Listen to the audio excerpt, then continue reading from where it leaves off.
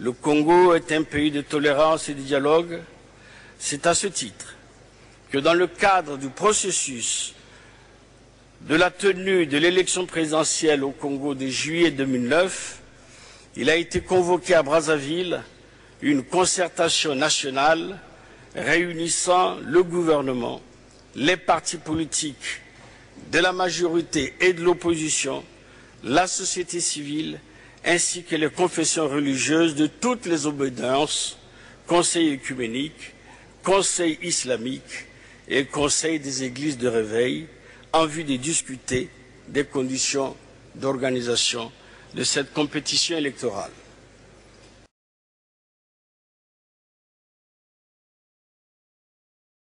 Je signale que s'agissant des détentions arbitraires, le procureur de la République visite régulièrement les maisons d'arrêt et le commissariat, et toutes les fois qu'il constate qu'il y a une détention qui ne répond pas aux normes légales, il ordonne, bien sûr, étant donné les pouvoirs qui lui sont investis, il ordonne la libération. Bien sûr, tout n'est pas du tout fait comme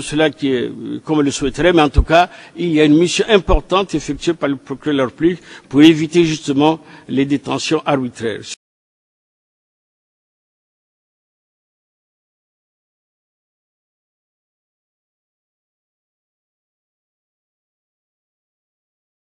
Et pour que l'élection se passe dans des conditions de transparence réelles. Et je signale que d'ailleurs les institutions internationales ont pris part, ont assisté en qualité d'observateurs à cette concertation, l'Organisation internationale de la francophonie, le PNUD, la délégation de l'Union européenne basée à Brazzaville. C'est vous dire que nous avons,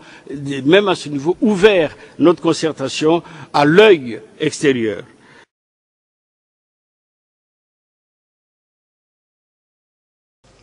Monsieur le Président,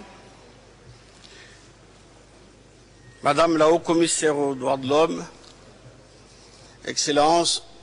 Mesdames et Messieurs, c'est un grand honneur pour moi de prendre la parole du haut de cette tribune au nom de Son Excellence Monsieur Denis Sassou Nguesso, Président de la République du Congo, qui considère le multilatéralisme comme cadre idéal de concertation en vue de l'élaboration de solutions communes face aux défis communs qui menacent l'humanité.